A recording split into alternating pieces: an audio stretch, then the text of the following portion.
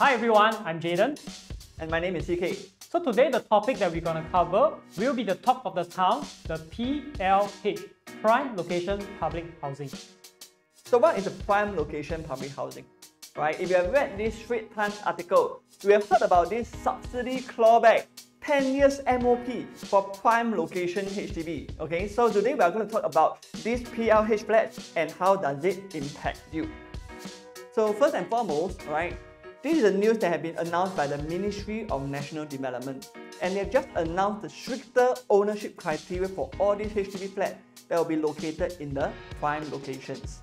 So what are some of the restrictions? Alright, let's look at this. Okay, so there is a 10 years minimum MOP period that you must serve if you are a HDB owner of these flats. And it's not just for the BTOs, alright? It's in fact even in the resale market, this 10 years MOP also applies to you. So other than this 10 years MOP, right, look at the second point. It's a super important point is that you are not able to pull up the whole flat for rent, alright, as long as you own it, even after the 10 years MOP. Alright, so that means that you can never ever rent out the full flat. Never ever. Okay? So the third thing here is the government will also give you extra subsidies, alright, to help you to afford, okay, to be able to buy a HDB in these areas. However, they will also claw back the subsidy. Alright, so whatever you take, you must return. Then at the same time, the profile of buyers looking to buy this will be more restricted. Right, so how restrictive is it? Okay, let's look at this. Right, if you see here, okay, it says that ensure the resale price of these areas are kept affordable. Okay, the authorities will be limiting this profile of buyers eligible, and one of it is that single buyers. Alright, even if you're above 35 years old, you are not allowed to buy it, be it from the BTO stage or be it from the resale flat. Okay, so it means that you must be, either a married couple with a family nucleus, then you are allowed to buy a flat, right, in these areas. So, and last but not least over here is that to be eligible, the households cannot earn more than, this income ceiling of $14,000. Yes, $14,000. And again, this is not just for the BTO. It applies also to the resale market. And this is quite unheard of because, in the resale market, usually is irregardless of your income, you can actually buy a HDB resale flat. But in the case of all these PLH flats, you have to meet these income ceilings. Alright, so let's just take a look at this table once again, right? So that we can actually have a comparison between this prime location HDB versus typical HDB when it hits the resale market. So first of all is the citizenship. Yeah, so we do know, right, for PR, as long as they are married and they've gotten PR for over 3 years, they can actually apply for a resale HDB. Right, but unfortunately for this prime location HDB, right, they are unable to do so. So the minimum criteria is we will need at least one Singapore citizen. Right. So point number 2 will be the family nucleus, where CK actually did mention you do need to have a family nucleus. So this is also to emphasize that singles that are even above 35, you would not be able to buy this location, unfortunately.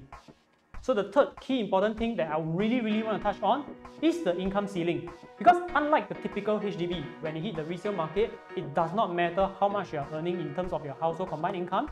But for this prime location HDB, 14,000 is our current income ceiling. So what does this 14,000 actually translate to? Right. So we do know, right, because for HDB purchase, we will be taking our loan based on the mortgage servicing ratio platform, right? So which is in short the MSR. So for HDB loan, it's actually a 25 years loan. So with the income of 14,000, you are actually eligible to loan up to 838,000. So what does this 838,000 actually translate to? Right, this also means that your maximum property purchase price is up to about 1.118 million. So we do know, right, just a couple of days back, Bishan HDB, resale HDB has already transacted at 1.3 million. Yeah, so I mean, let's just take it a step further. 10 years later, the price remains the same. So the 5-room flat that I'm purchasing at probably Greater Southern Waterfront at 700,000, probably in 10 years time when it reaches the resale market, when owner wants to sell 1.3 million with the max purchase price of 1.118 million. The difference of 200,000 you have to top up either in cash or CPF. Yeah, so this actually gives restrict the profile of buyers even more, where in terms of difficulty in purchasing the prime location HDB after the resale market. So last point that I actually want to touch on, which is extremely important as well, because typically for a private property owner, when you want to downgrade, right, you usually downgrade to a HDB, right? So a typical resale HDB would not have been an issue for you, right? But for this prime location HDB, you will need to dispose your private property for 30 months before you can even buy. Yes, today I'm not talking about buying a BTO, but a resale in prime location HDB. Yeah, so that means if you in fact have any plans that you want to move to this prime location HDB, you have to plan ahead and probably rent a place during these 30 months of disposal. Right? Yep. So of course, okay, we have to look further into this, right? It's a subsidy recovery about as well. So as mentioned earlier on, the government is going to help you to afford this property better. But because this is just to help you for the time being, alright, when you sell, they will claw back all these subsidies, right? And the amount of extra subsidies is not yet determined, alright, they haven't announced yet. So this is where they mention it's actually determined by market conditions, which is a very big answer to me, because it's like it depends on whether it's a good time or a bad time, so there is no 100% certainty. Alright? And secondly, also it's in terms of the attributes of the site itself and the type of HDB flat you're selling. So what I'm saying is that it may work similar to something like the resale levy, for example, right? Yeah. Now, the bigger your flat, then of course the more they will claw back. Alright, so if you manage to get a 5-room flat, maybe you don't be too happy just yet. Alright, maybe your clawback might be a little higher than the rest. It's like profit gain type, something like that. Yeah, something like this. Alright. So one of the key things here is that the big question is, will people jack up their resale pricing to actually cover back this subsidy that have been clawed back? Okay, so I believe you might be one of those who have been thinking about this. You're not the only one, right? Many people have thought about this as well. But the government also predicted that many Singaporeans will try this, alright? So that is where, on the risk of sellers marking up their resale price, okay, the government has said that they will put in stricter eligibility conditions, okay, to reduce the buying pool, to reduce the affordability. For example, we mentioned earlier on, right, the 14,000 income ceiling. Yes. So for this 14,000 income ceiling, it has restricted your maximum purchase price. So for those who are not cash rich, not CPF rich, you won't be able to afford in the first place. So how can you even jack up the price? Okay, so that is where the government already know that, this is kind of like checkmate, alright? They already restricted you in all these sense. Okay? So of course, last but not least, is that they also reduce the speculative demand. Alright, is that by doing all this, extending of the MOP to stop you from renting out during these 10 years, is to actually reduce the risk, right, of your speculative demand, whereby property hunters who want to make profit, okay, they are not generally welcome to buy all these PLH flats.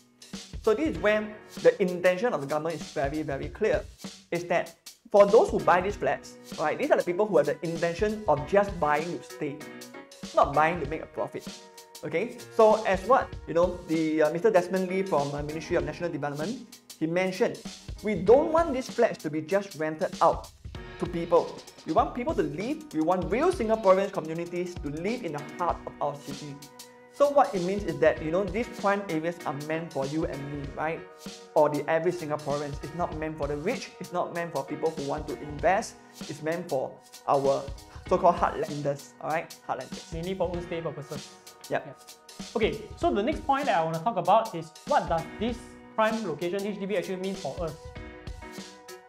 Right, so of course the main objective for government is to maintain HDB as affordable as possible, because ultimately majority of our population is still staying in a HDB flat, about 80% or so.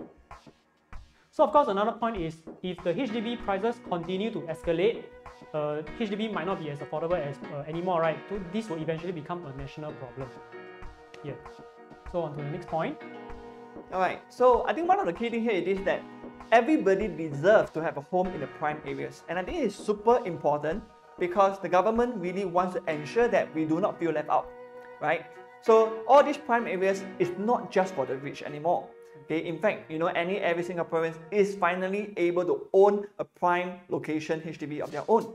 Okay, so when it comes to this, of course, right, this is where it's no longer your jackpot hole. Yeah, so but definitely there will still be profit, but profit may not be as much, because remember what we did mention just now, the subsidy clawback. Okay, so of course, this is where everybody will have another question here.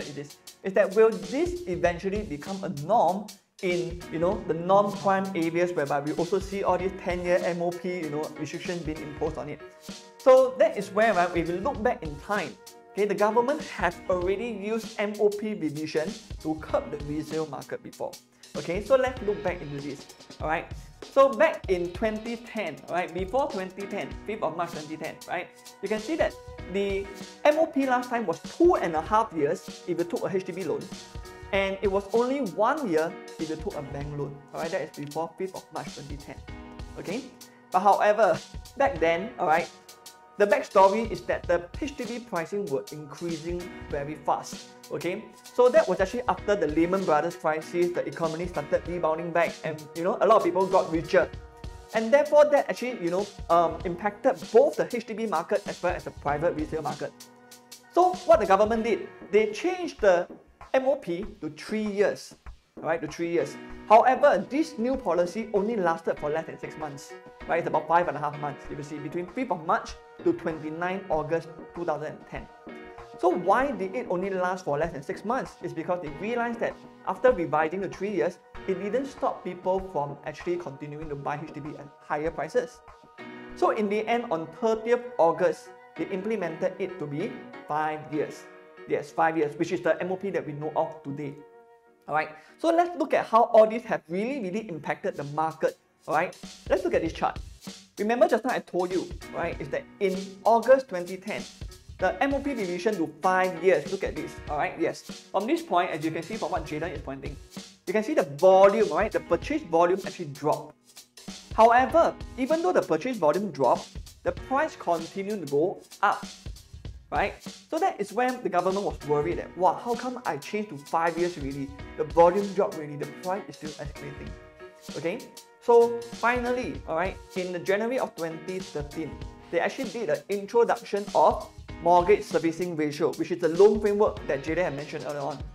And this loan framework, once it was introduced, it actually heavily impacted the affordability of Singaporeans.